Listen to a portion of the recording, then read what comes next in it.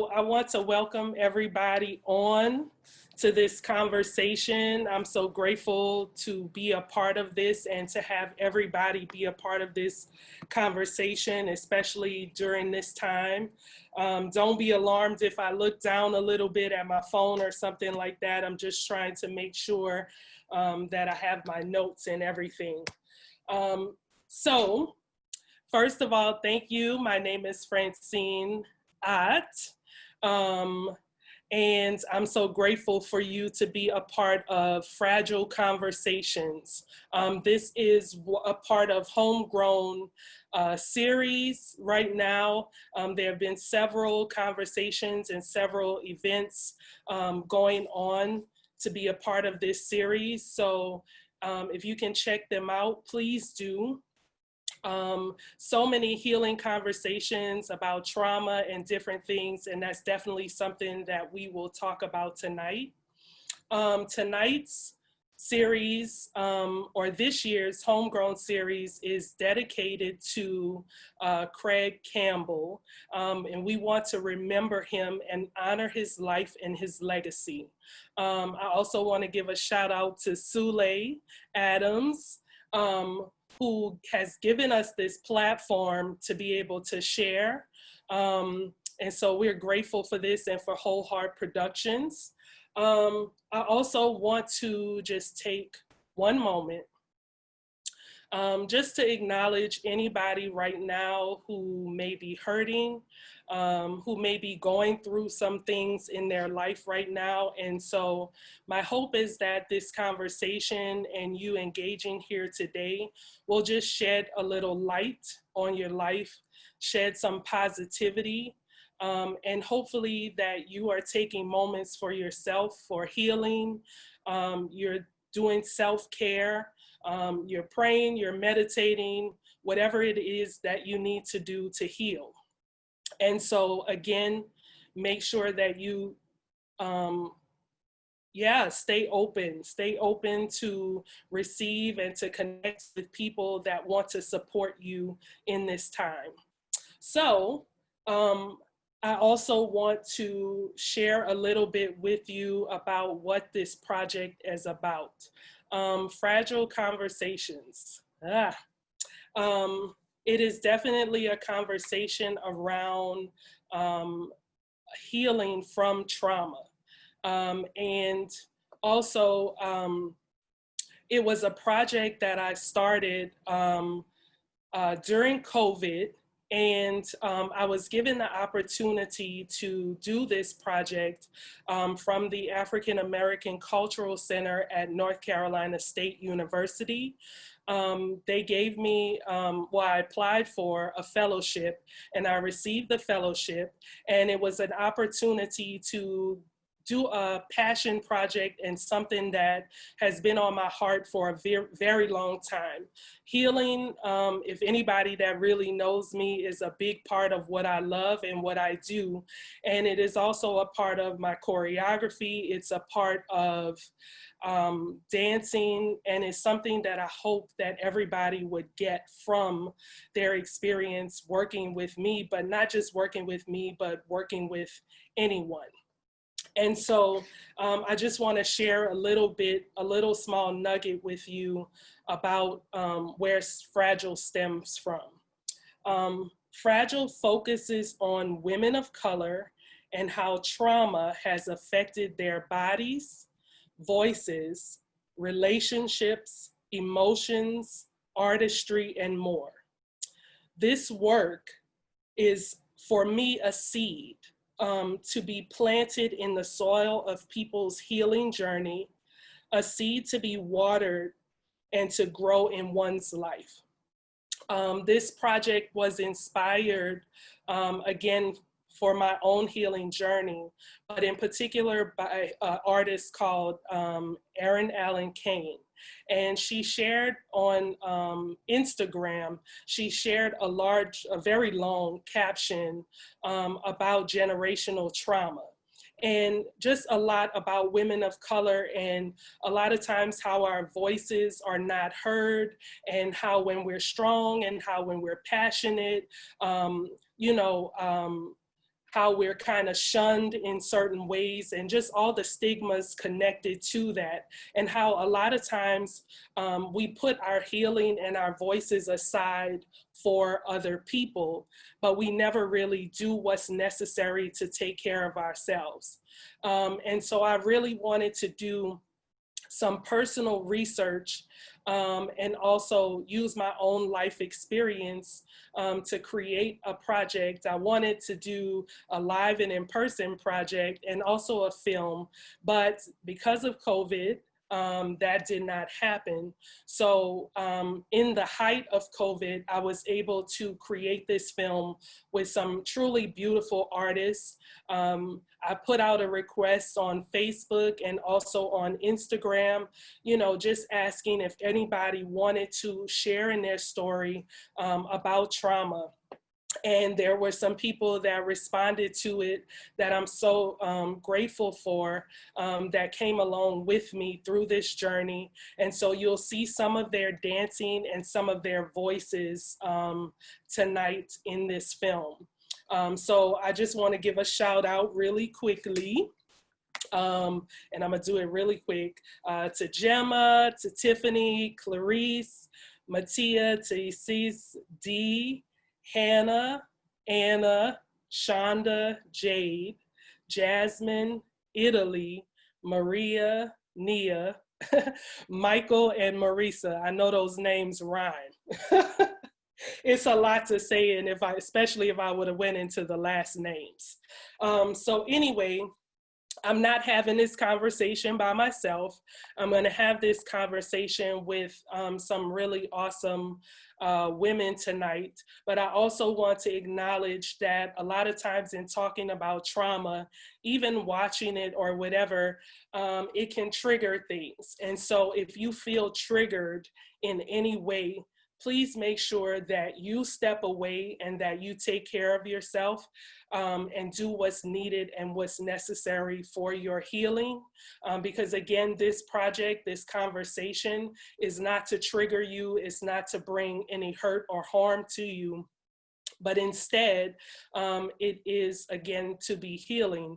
But sometimes healing looks different for everybody, right? And sometimes we think we're okay, and then you say a name, or you say something, or you smell something, or you come across something, and it can trigger not so good emotions, feelings, depression, or what have you.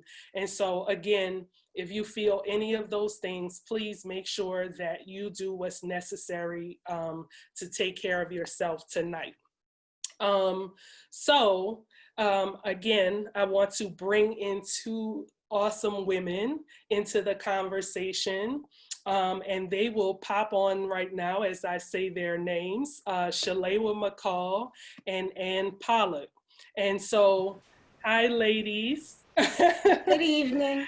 So I'm just gonna share a little bit about them and the work that they do, and then we'll delve into the conversation and also into anything that they want to share. Okay, so Ann Pollock. So both of these ladies, I will say first and foremost that I've had the pleasure of working with and being in the space with. And so I'm so grateful and honored to have this conversation with them. I think they're two extraordinary women. And so again, I'm really blessed to do this with them because as you know, we need support. We need to be there and uplift one another. And it's so great to not only do that, but also when you've known people and you've seen people for a very long time in their journey to do it with them. So Ann Pollock is a musician, visual artist, writer, student of dance, and an activist. Her sensibilities and her awareness of the world around her birthed Crossing Point Arts by engaging the profound healing and humanity of the arts and offering them to a population that is hidden in plain view, survivors of human trafficking. As founder and executive director of her nonprofit, her vision came from decades of research about USA's history of enslaving Africans and their descendants, recognizing that culture and creative outpouring are strikingly strong medicine for the wounds of slavery. Despite this fact, NYC area artists have formed no direct connection to survivors of trafficking. Determined to call upon this innately human instinct that is perhaps as old as slavery itself, and found the means to mend a broken link by bringing the arts to survivors of human trafficking. Um, and so she, of course, has done a lot of amazing work, and I've done a lot of amazing work with her. So now we'll share a little bit about Shaleba with you.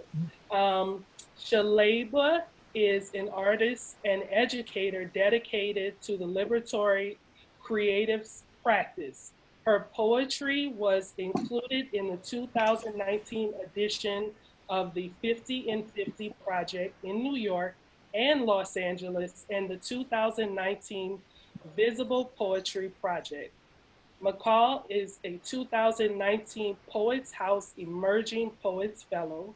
She has more than 30 years experience teaching, performing, and creating in traditional and contemporary African diaspora dance forms and founded movement for the Urban Village Dance Company, MUV.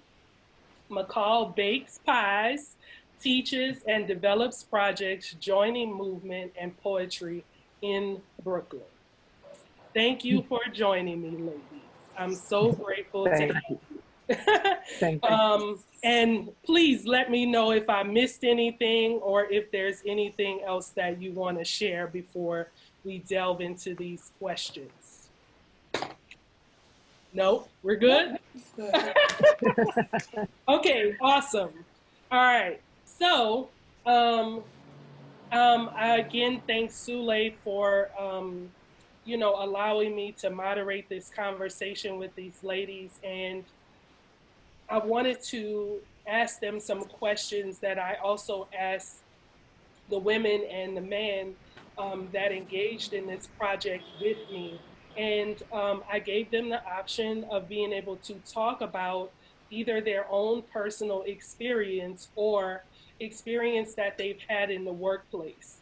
And so right now, I'm going to delve into these 4 questions, knowing that we may journey somewhere else, just being open to where it takes us. All right, are we ready for the first question?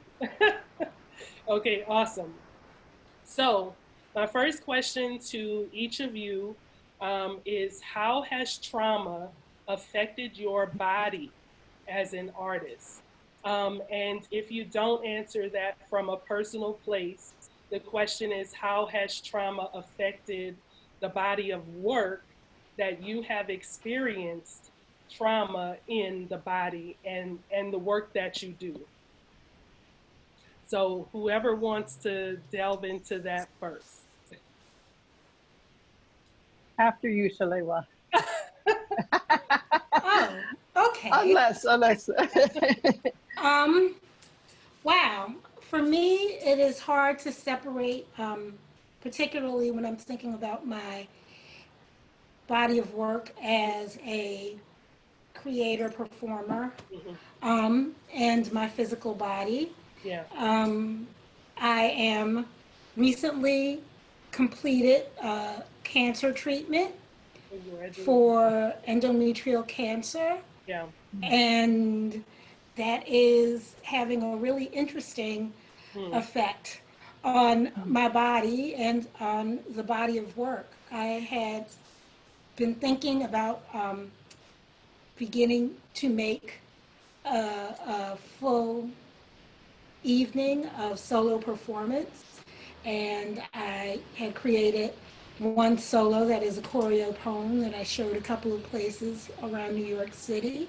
I was really excited about that. And then there was the intervention of the cancer, and I am dealing with some side effects and learning a lot about how to move again.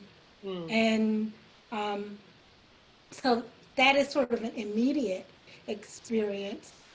Over longer term, I do have arthritis, and that dramatically affected what I am able to do and how I am able to do it. I can't dance a lot of the work that I've made anymore. My body, it is not available to me in my body anymore.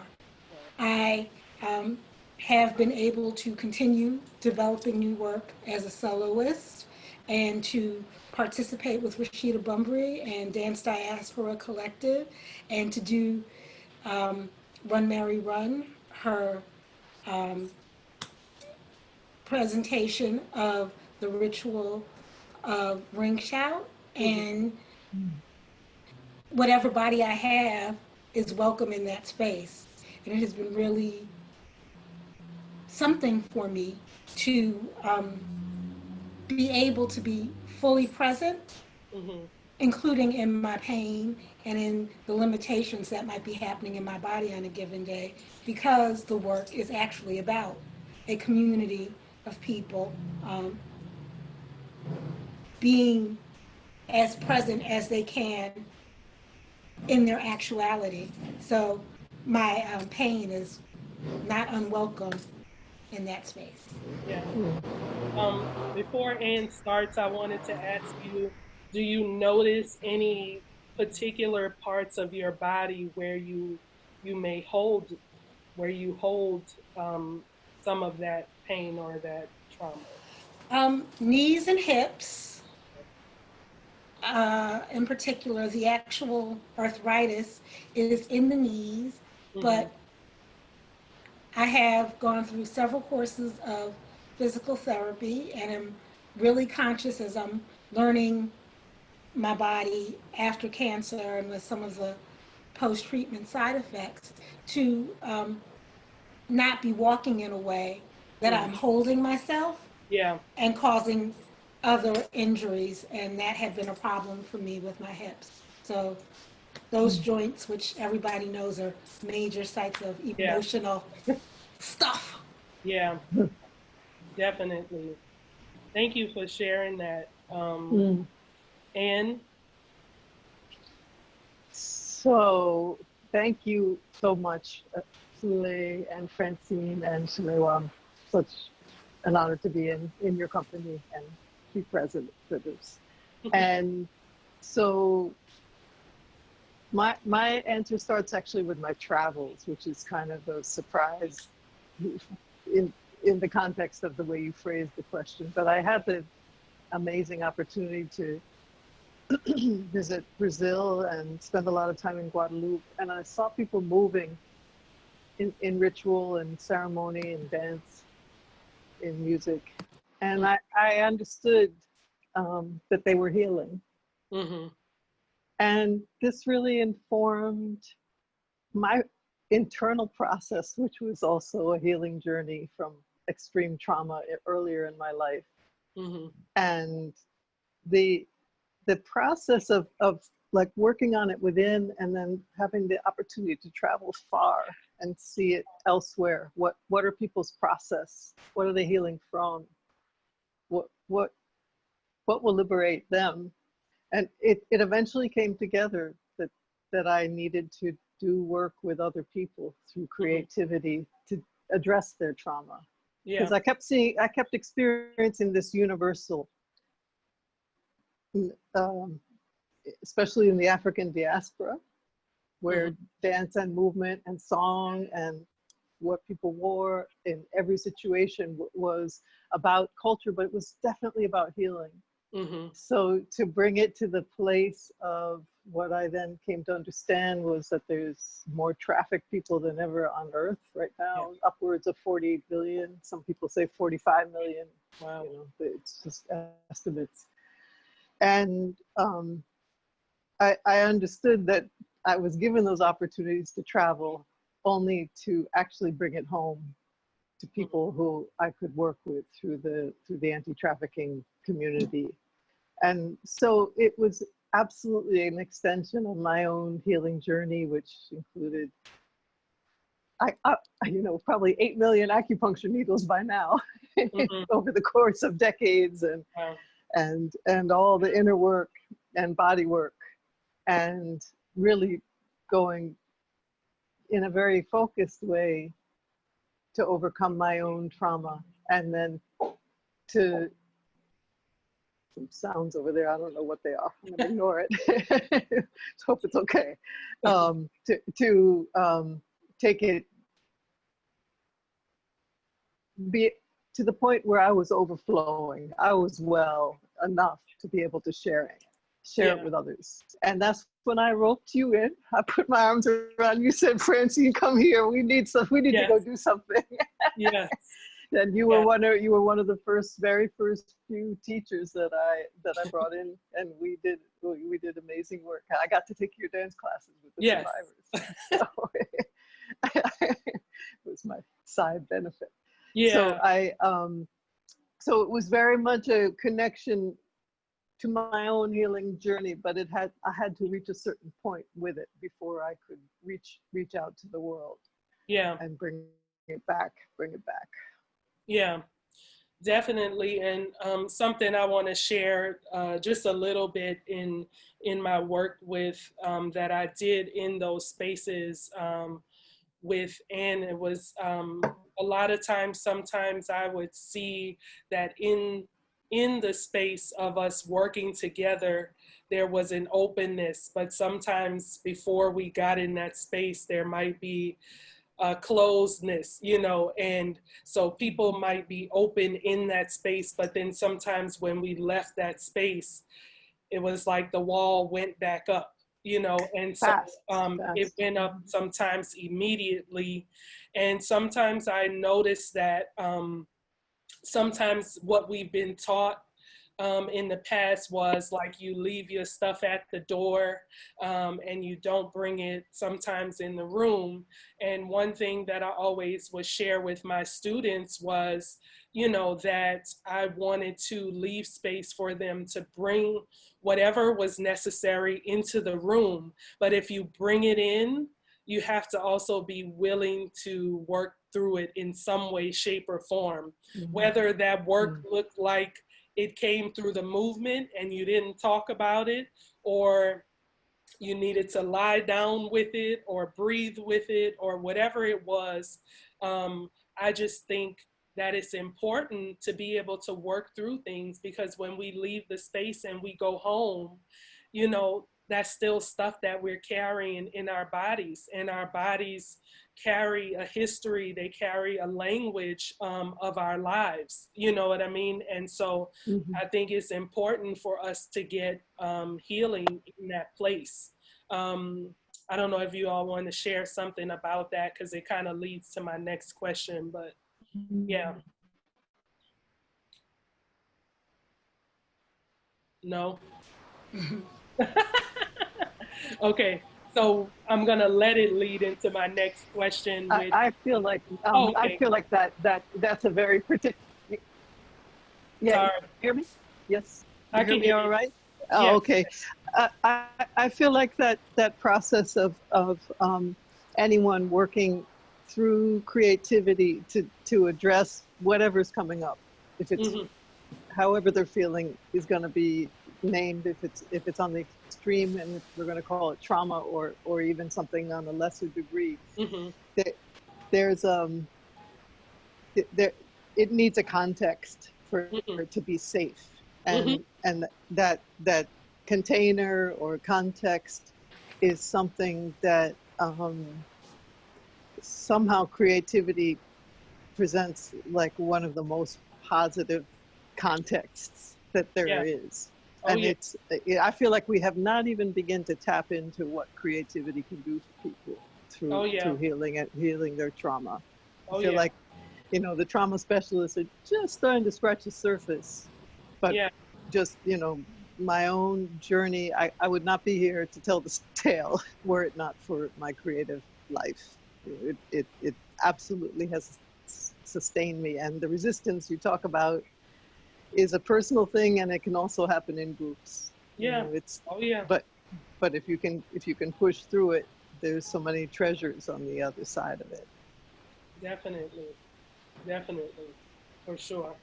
Um, yeah, and so my next question with that, along with what you shared, is just how has trauma affected you relationally when working inside and outside of the artistic or the creative realm? And again, that can be shared from a personal experience or a work-based um, way in which you have engaged with, either you noticed it within yourself, you know, and how you engage with peers or authority or certain things relationally, you know, based off of what you've been taught, what you've experienced in the home, or wherever trauma may have shown up, and then what that has looked like through um, your relational experiences when you've been in the studio and even outside. For me, again, the personal and the creative, the part that is Shalewa Mm-hmm. herself and the part that is Shalewa, the artist, are so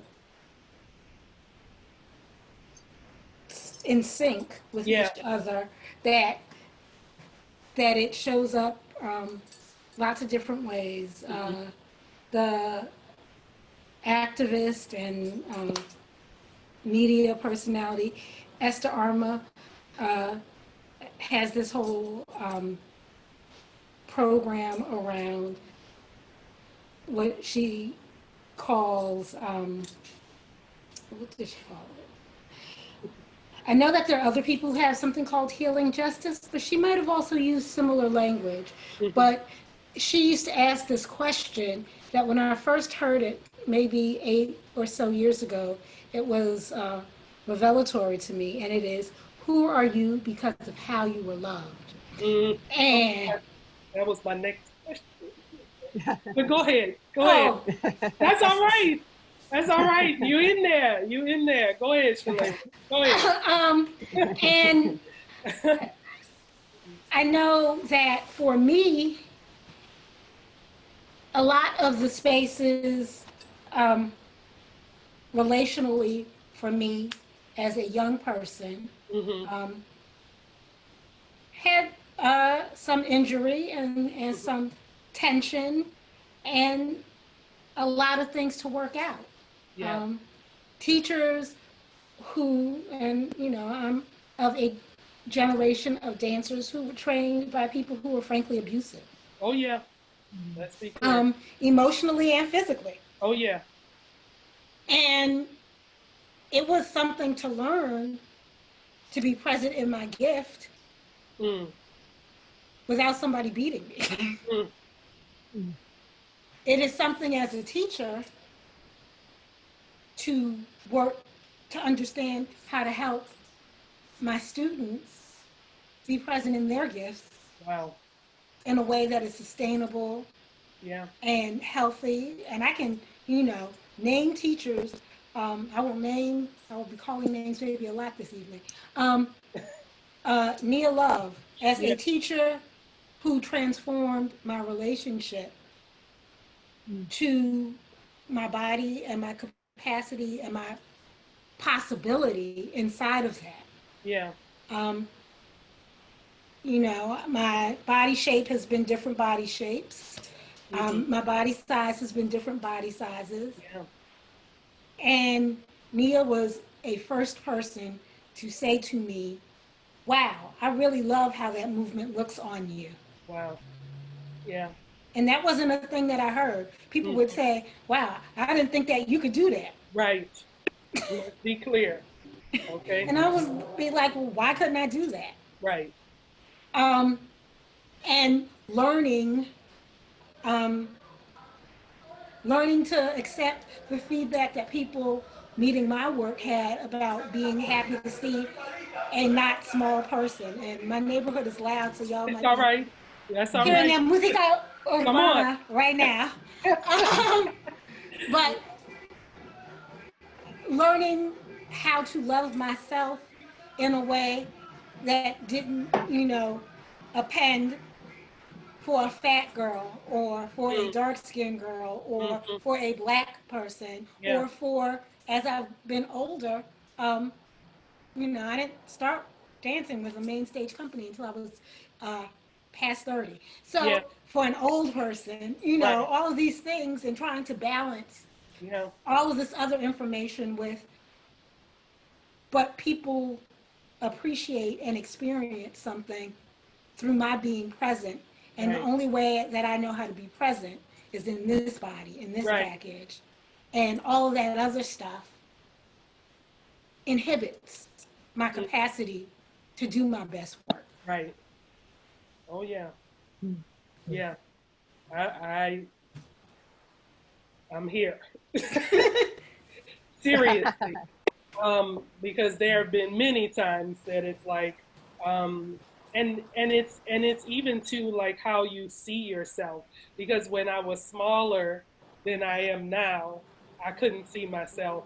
You know what I mean? And the way I people do. were approaching me was as if um, I was like, you have hips and you got butt and you can move and oh really you could jump.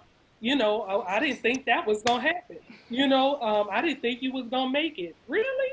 Like, I mean, listen, I could get on the body all day. I could be on the body all day, okay?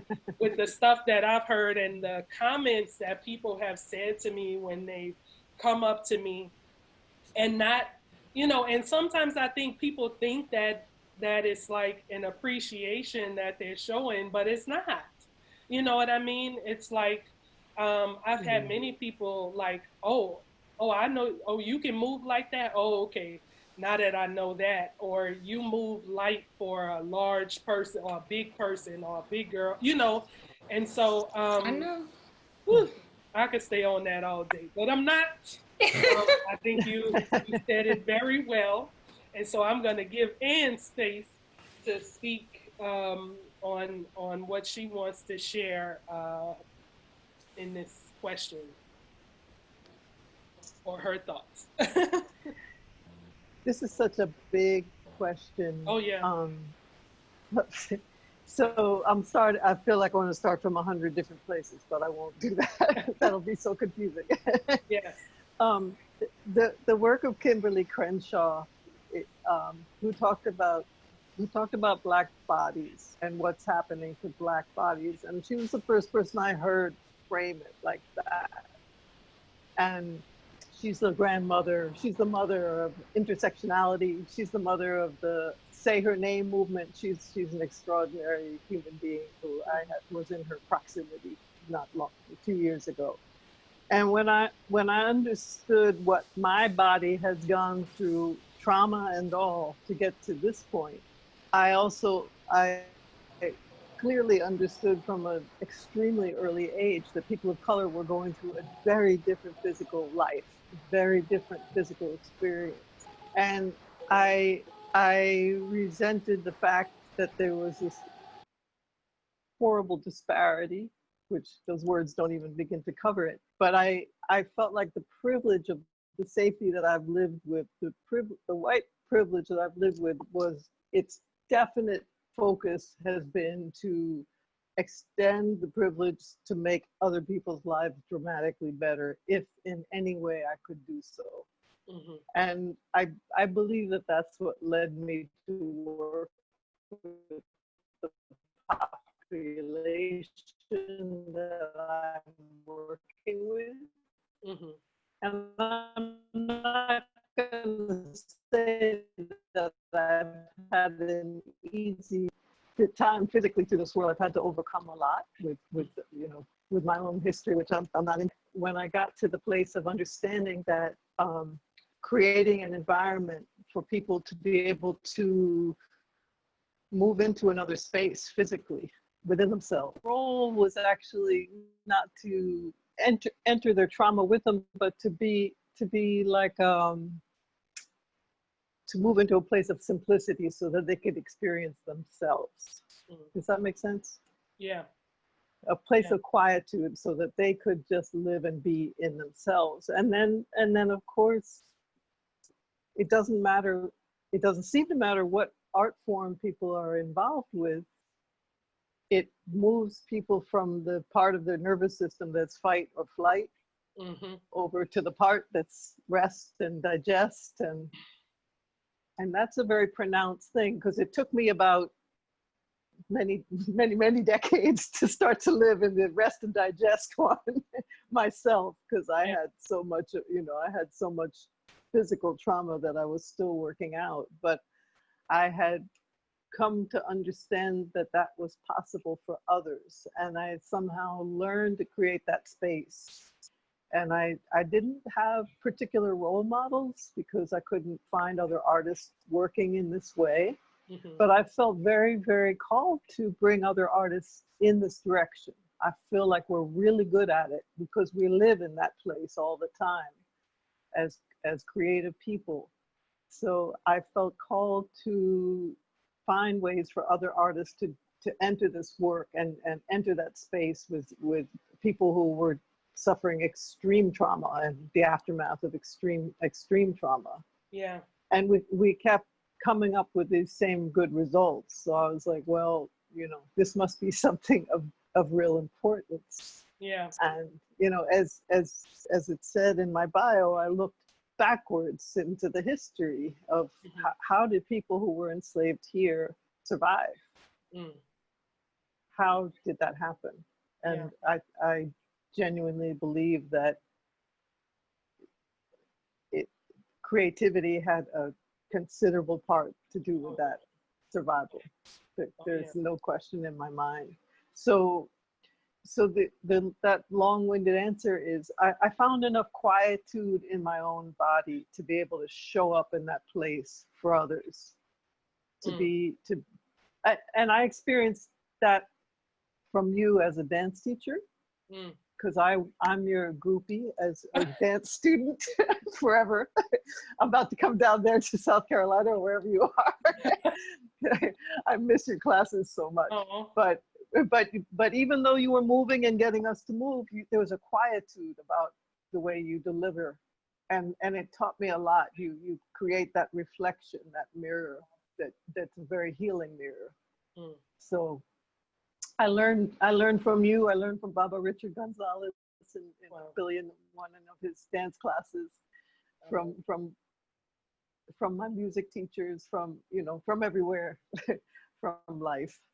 But specific individuals who were really in their work as artists showed me that space, and then I really sought to find that within.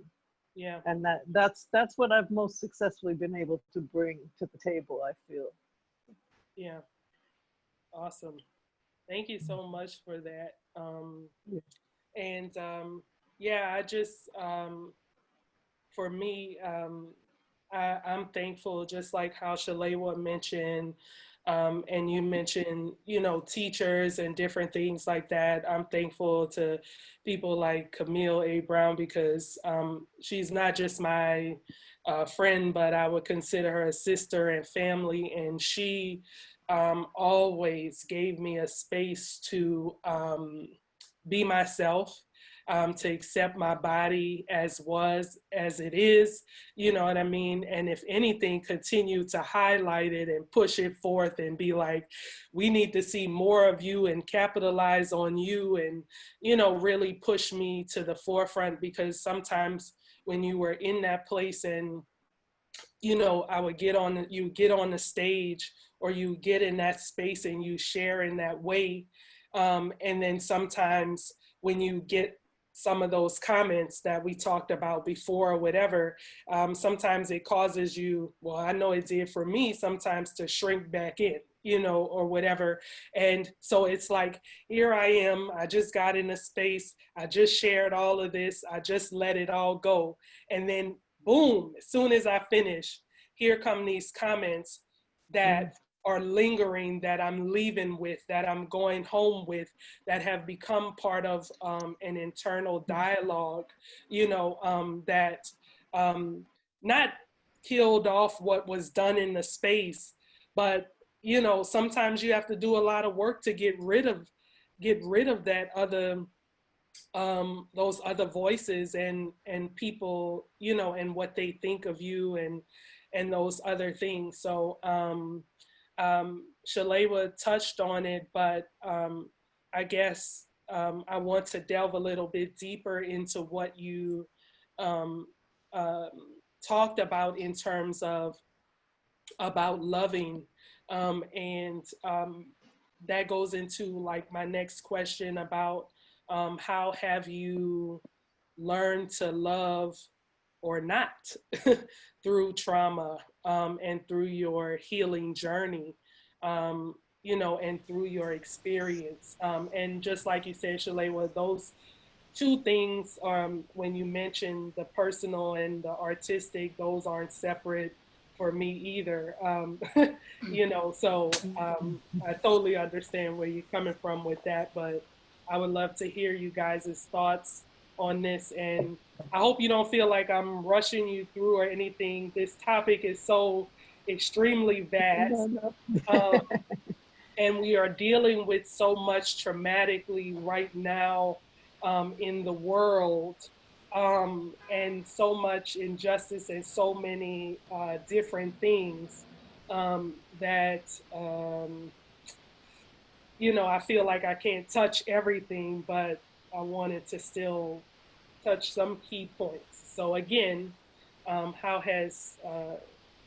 have you learned to love through or not through trauma in your healing journey? Ooh.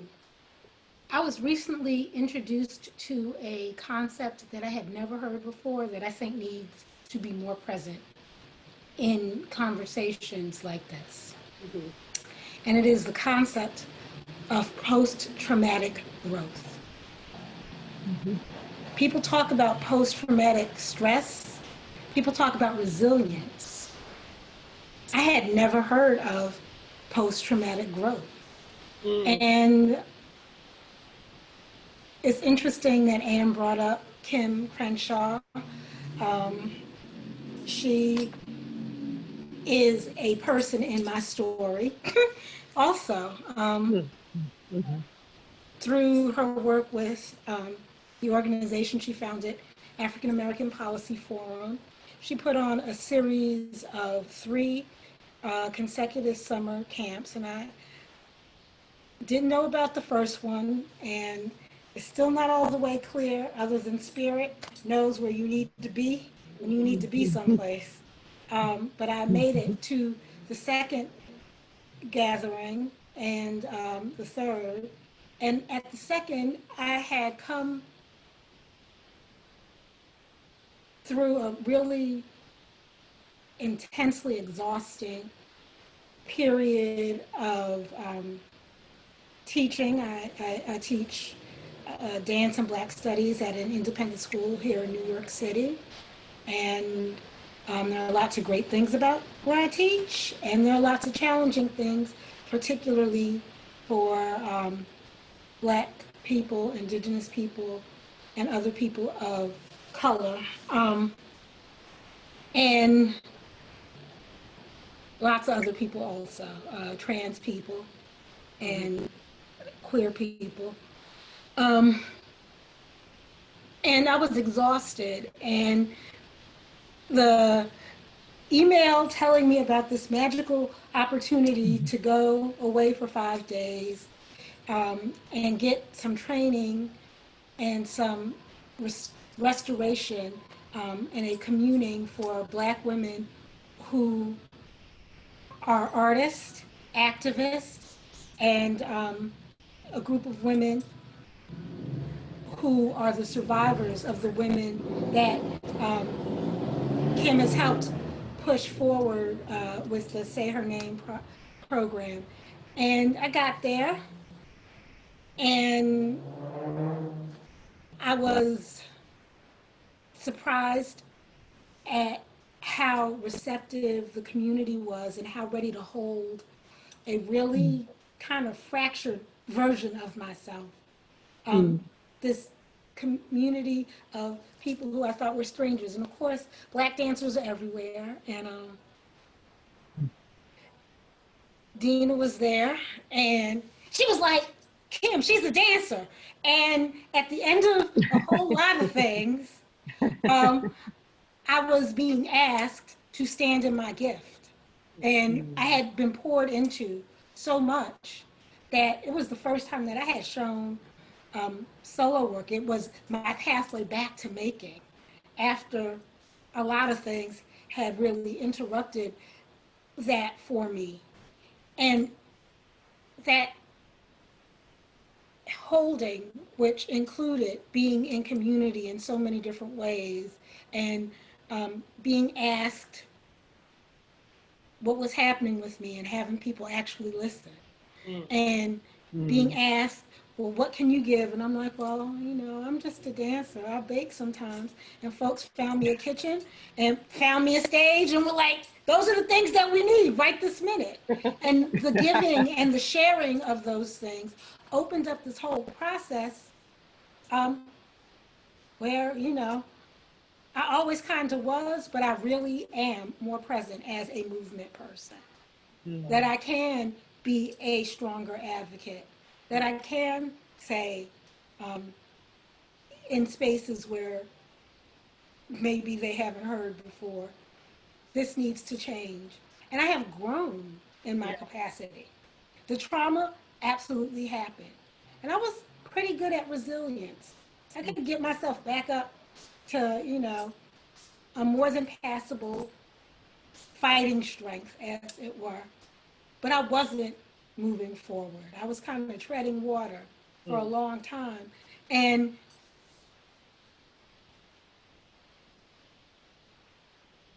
there is this possibility inside of the deep hurt and the deep harm, all the kinds of hurts and all the kinds of harms, to connect to yourself and hopefully in exchange with other people to connect to a community and find a voice or a power or a skill that, it doesn't always necessarily need to make sense.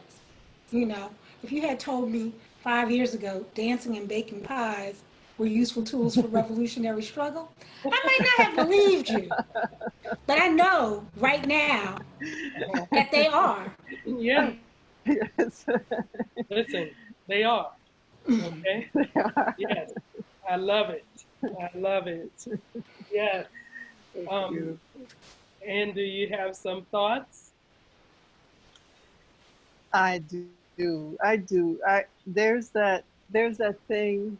I can't pull up the exact kind of quote or cliche but there's that thing in all of us where we're always trying to correct something that was way off, that we started with or that came along to us. And I feel like my experience of what I know my heart is capable of in terms of the love that it has was not met by my immediate family circle, which was filled with artists, by the way. And I was like, well, this is a problem. This is a big problem because it doesn't match who I am. So I set out somehow to understand how to bring that into the world. And so many decades and the long journeys of trying to manage my personal trauma and what it meant to connect in communities and also closely was going along, but there was a dissatisfaction. I was like, there's got to be something more. And that feeling of there's got to be something more also had to address what I was experiencing in the world. Was I did not see things getting enough better fast enough for people that I loved deeply and cared for in the Black community, in the Black and Brown community right here in New York. And as I discovered that the thing that upset me most about humanity, about the past, was terrible and worse in the present and going forward, and not enough people showing up for that. So I think a lot of people still scratch their heads why I work as hard as I do for as little money as I do with Crossing Point Arts. Mm-hmm. But it's so much is about the love that I have inside of me that needed a place to go, frankly. Yeah.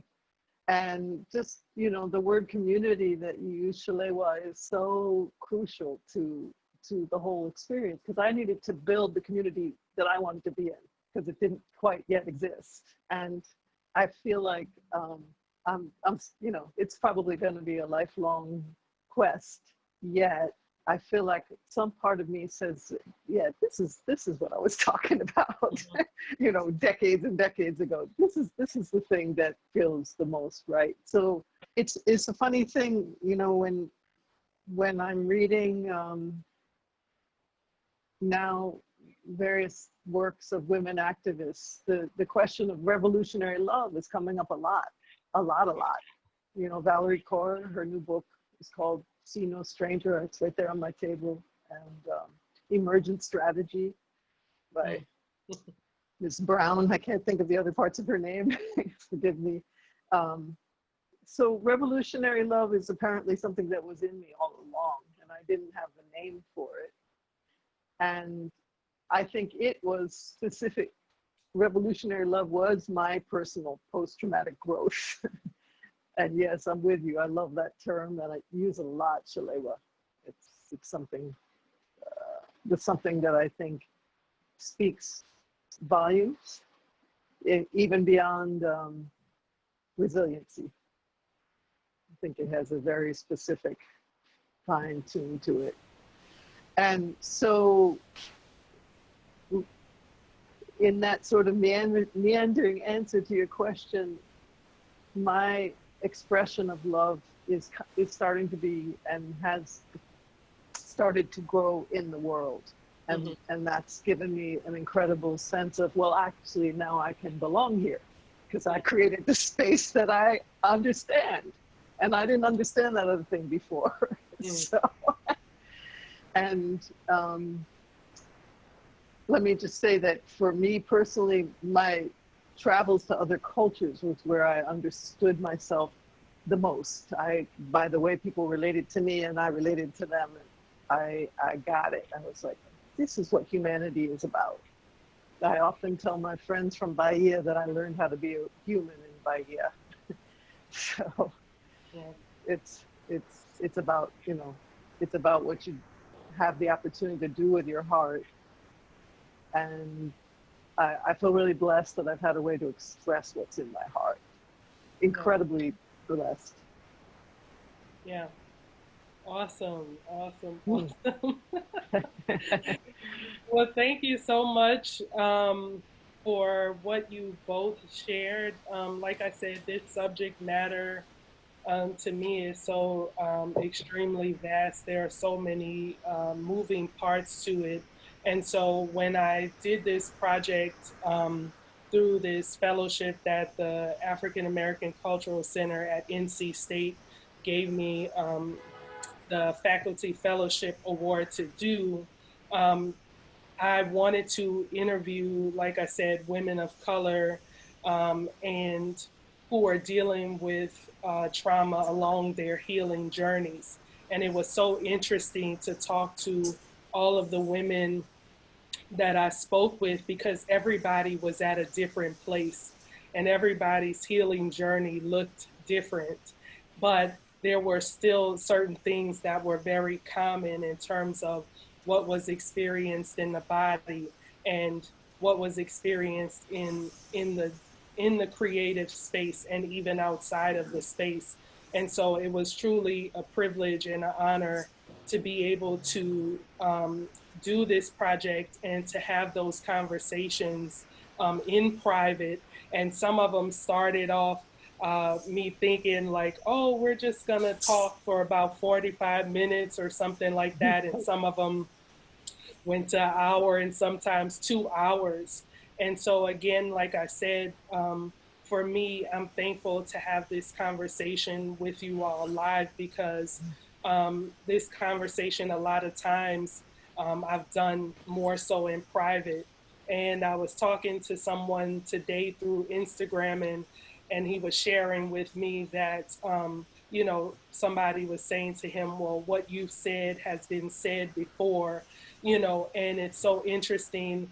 It needs to be said over and over again, and not just be said, but to actually be dealt with, to actually find practical and daily things that we are walking through, you know, in our healing. Not just, I definitely believe for sure that the conversations are healing, and we're doing healing work, but sometimes we do that more for other people and with other people than we do for ourselves. And I found that that would happen with me a lot, that a lot of times other people's healing would take precedence over me being well. And then when I wasn't well, I'm trying to figure out how to get well to help everybody else out, but not really making room to take care of myself. And so I'm by no means an expert in this area, but a lot of it is from personal research and from experience. And so again, I wanted to have this conversation, and I thank you, Sulé, for allowing us to have the space to have this conversation and for me to share the film with everybody. And I'm just thankful to be able to have a platform to do it. So a lot of mine has always been that back. I shrink in that area, my shoulders roll forward. My chest, sometimes my back, my spine. I'm holding something. My arms or my hands, I'm holding tension. My hips, or my hands, because I had a teacher that would always hit me, literally. I feel like I'm still holding on a tad bit, and it's like, the more I stretch or the more I meditate, it's slowly, but it's still like that ingrained thing that just like, something that is a part of you that you know is not supposed to be there. And she dealt with it, my grandmother dealt with it. And when you touch that generational thing, I was like, it got into me somehow. Yeah. A lot of shame and guilt. How I feel and whatever. Like, This is sad, jeez. Dang, I didn't realize I was feeling this way. I think deep down I did. Yeah. Because I grew up on the border and I crossed back and forth from Mexico and I was undocumented, I always had to lie about where I live. Yeah. So I was a child and I was never explained that lying, that why I had to lie. So I always felt like a bad person because I had to lie who I was.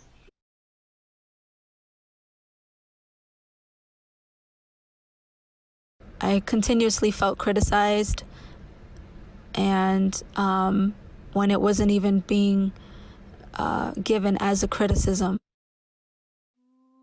I think at a certain age, I just didn't like vibrant colors because of just certain traumatic experiences happening at the home. I thought that was always a target for me.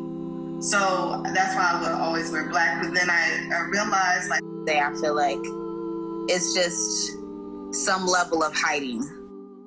I guess one of the scary things about sun's setting is just the darkness settling in. And even though that's a beautiful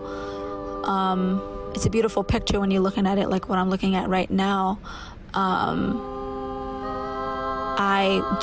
I think of trauma, I think of darkness, and the trauma that I've experienced, I think of darkness. It was not that nice. Now, in retrospect, I mean, I had nice moments, but I wasn't that nice in terms of, I treated them like they didn't have feelings. Okay. Because that's the way that I saw my dad act. The mirroring and how I love myself in relationship to how I love a man. he said, "Oh, Italy, I'm gonna be right back, and you'll show up the next day." And I felt like when I got older, I needed him, and he wasn't there.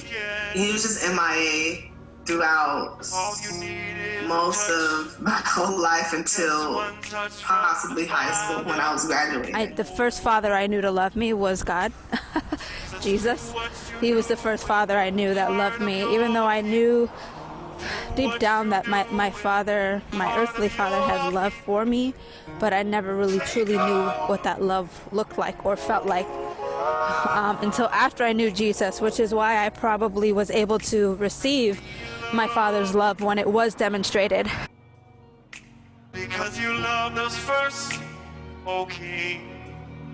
Yes, you loved us first, O King. You loved us first, yeah. He who gave himself for us. He who gave himself for us. Oh, oh, oh, oh. We need more of you, Lord. Lord, we cry out to you, cry out. Yes, we cry out to you, cry out. Lord, we cry out to you, cry out to you.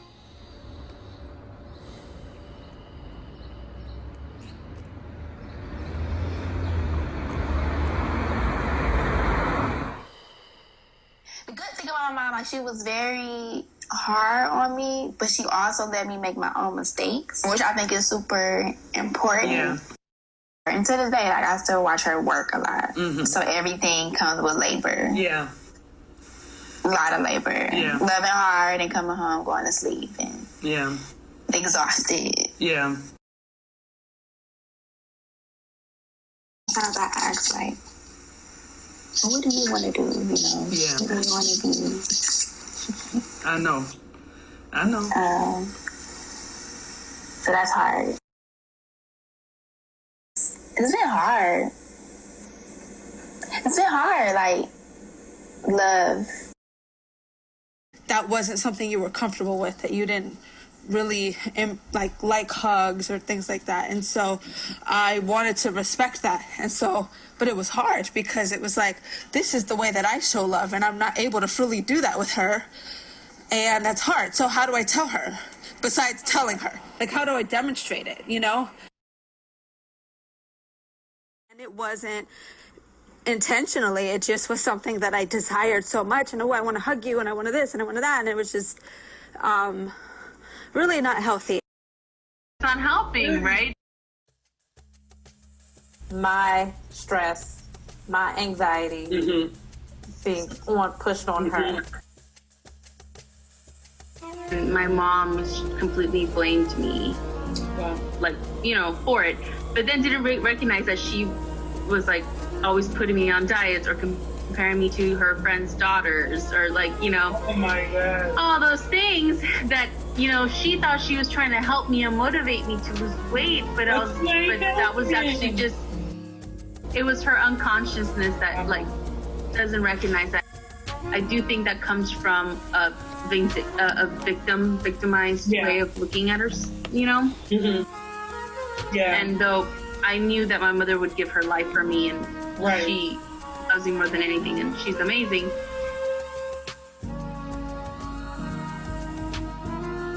I think I've always felt that unconditional love from her. See it in yourself, you can see it in other people, and then you're like, why can't they see it? And it's like, okay, well, maybe I'm just here to kind of reveal that, help them see that, because it's there. How do you connect who you are to the movement? It's like, how do you ground yourself? I learned how to ground myself after the trauma. Or remembering, being present. Take sometimes deeper work. Yeah.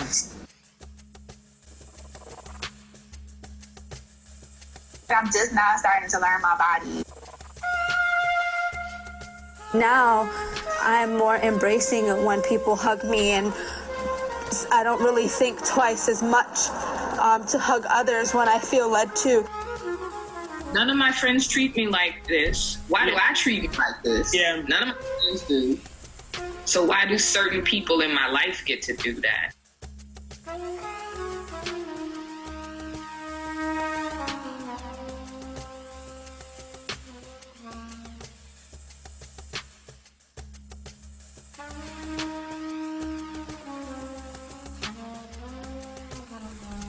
I don't want to be mean and I don't want to be fake either. Yeah.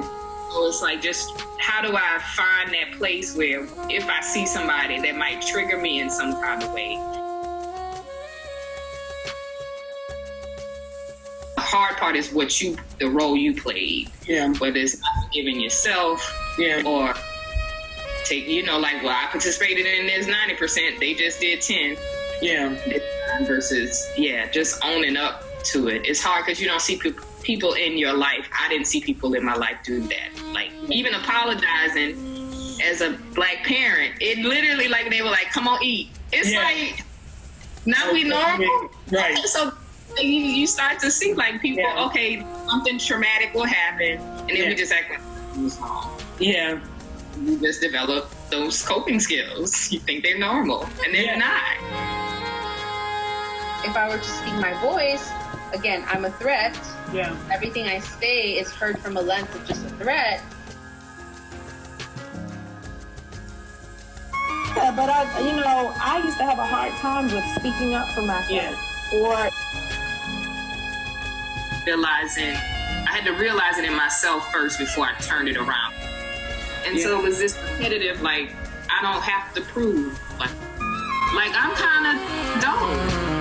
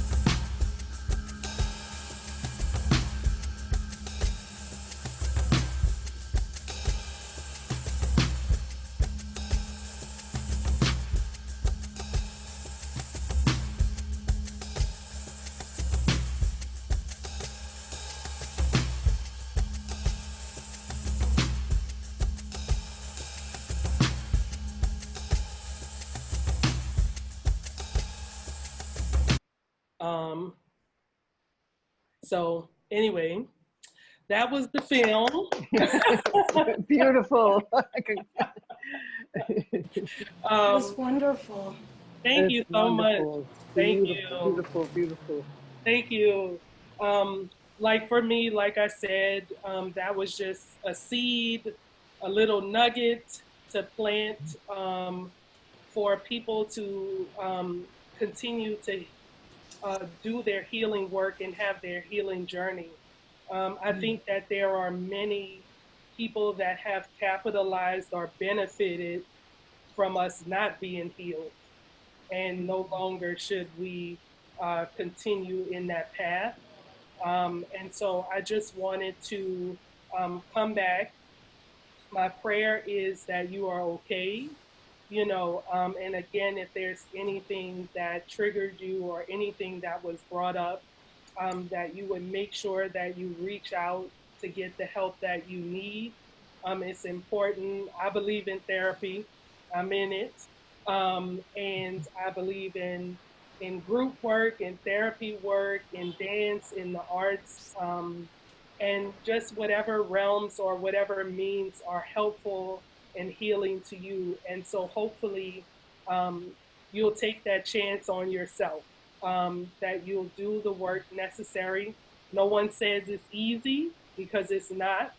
And some days you may not want to participate even in your own healing. Sometimes participating in your own healing can feel weighted, and it can feel exhaustive. It can feel so many different things. But I think, again, this platform is just a reminder that you have support, there's information, there's knowledge. And so, yeah, I just thank everyone for showing up and joining me in this healing journey. Again, thank you, Anne.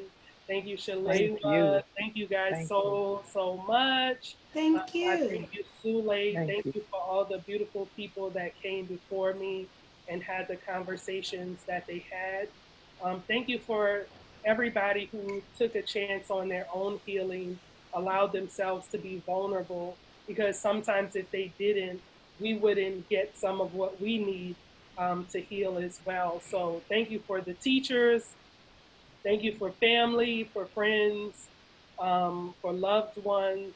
Thank you, NC State, for giving me the opportunity to create this film in the African American Cultural Center. Again, thank you to our brother Sulé and Whole Heart Productions for this opportunity. Yes.